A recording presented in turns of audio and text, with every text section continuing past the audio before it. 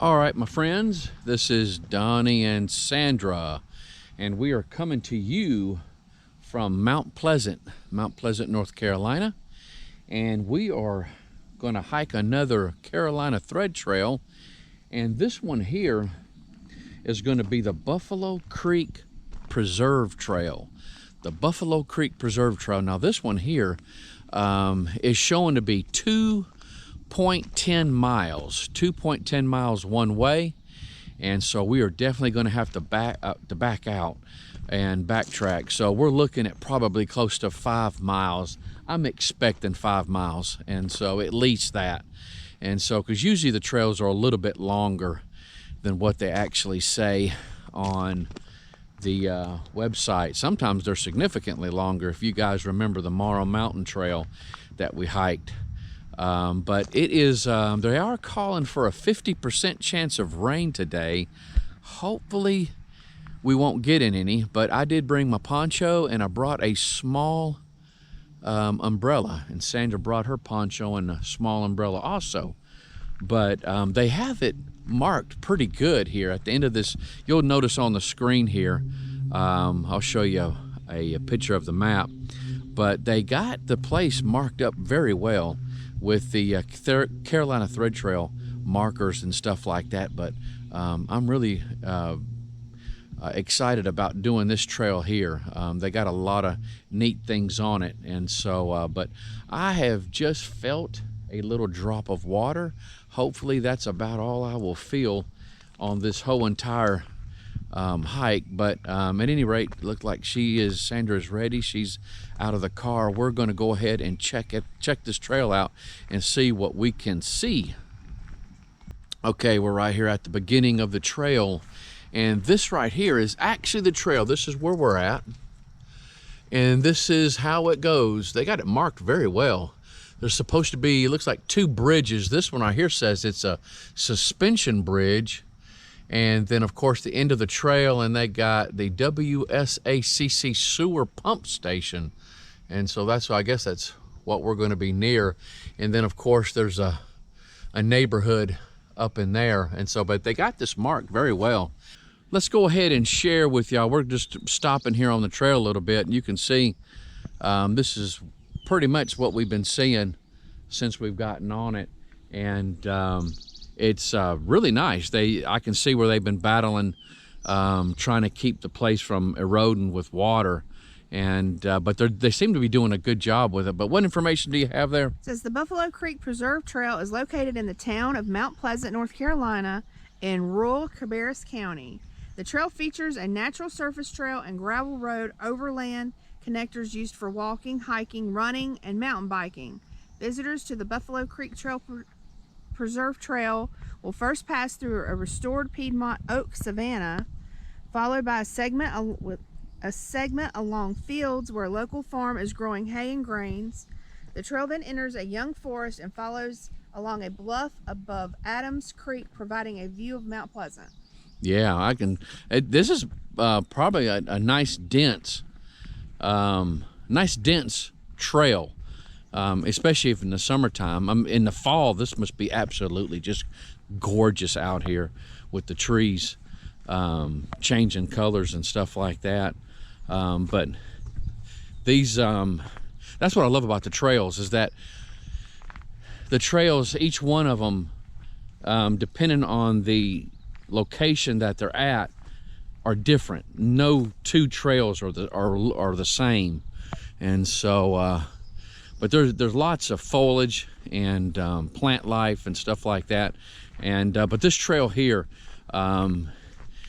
it's you just want to make sure you have some good I can already see right now you want to make sure you have some good hiking shoes, and want to pay attention to where you're actually walking at, because you can easily trip over roots and stuff like that. And so I've seen these on other trails before. If you got an emergency, just tell them that you're at the Buffalo Creek Preserve and you're at location A, and that way they can locate you quicker. Okay, I'm headed down this way. I can see one of the Carolina Thread Trail markers there, And this is the view that I'm getting right now. Absolutely just beautiful. I lost Sandra. She started feeling nauseous, a little sick in her stomach, and so we were about a quarter of the ways in, so she decided to go back to the car. I gave her water and the keys, and so she went back to the car. There's the marker there. You see those, you know you're on the right trail. And so that's one thing I will say about this trail is it's marked up very well. And so but at any rate, we got a good phone signal out here, good signal, so if she needs anything she can give me a call, or she's got the car keys, she can leave, and I think she'll have plenty of time to wait on me. I mean, I got from the time it's going to take me to do this trail and back if she needed to go to the store or something. But I will say the trail is muddy. The trail is muddy, super muddy. And I just passed some hikers just a little while ago, and they told me, they said, it's going to get pretty rough up ahead. I said, really? And so now where I came from, I really came across some muddy trails, and it was a little bit tough getting by them. There's another marker. Outstanding. Now that kind of opened up in here. It opened up in here pretty good, and that's the area I came from. But there's supposed to be a number of, I think there's 2 bridges, if I remember correctly. There's 2 bridges on here, one being a swinging bridge or something like that, and so hopefully I can get to that with no incident. And with all the rain that we got last night, and I'm telling you, it came down hard. Hopefully there'll be some good water coming by, and so that'll kind of add to it.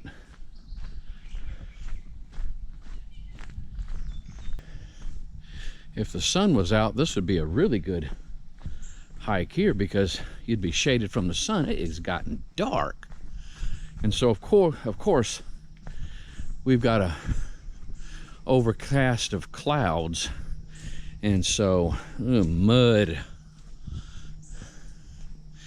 and so we probably would have waited and done this another day, but Sandra's helping out a thrift store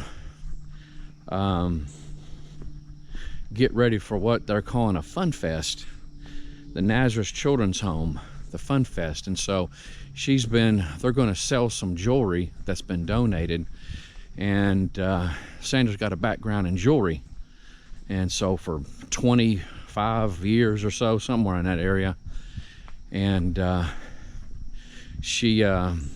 asked her to appraise the jewelry. They need somebody to appraise the jewelry, see what's real, what's not real, and so that's what she's been doing. So they use her here and there whenever they're getting ready to do a sale, and they've got some jewelry that needs to be appraised. That's what she'll do.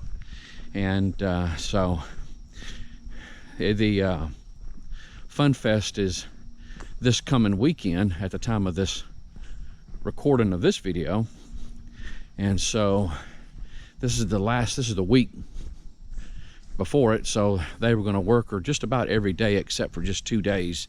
And so Thursday we won't have any. I don't know how to be pushing it to do a thread trail hike, because we have decided to start milling our own grain at the house, and so we're trying to really been changing some things at the house, our health and stuff like that. And so this all came about because I was trying to find out the healthiest bread. And guys, after all the research I've done, the only way you're going to get the absolute healthiest bread is to mill the grain yourself, because the way they process the grain, they take out 2/3 of the grain. And so but I mill, we bought 2 machines, and I mill my own oatmeal. And so, but we're getting our grain, we're getting, golly, it darn near 100 pounds. Well, yeah, it's close to it. Close to 100 pounds of 80 or 100 pounds of grain we're getting this coming Thursday. And so we got to go meet the driver at a church parking lot.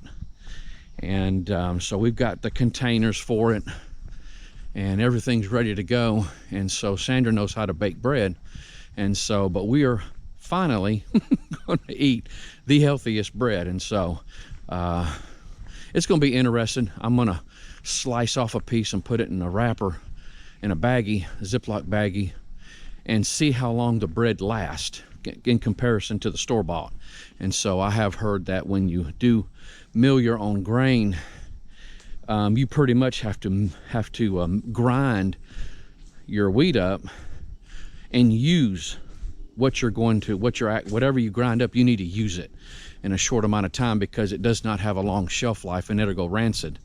And so we're gonna make some bread up, and I'm gonna slice a piece off, put it in a Ziploc bag, and see what type of shelf life it has. That way we'll know, you know, for future use. And so, but at any rate, it's a just something new, something we've been eyeballing for some time now, and we're excited about you know, adding this to the many things that we've done to improve our health.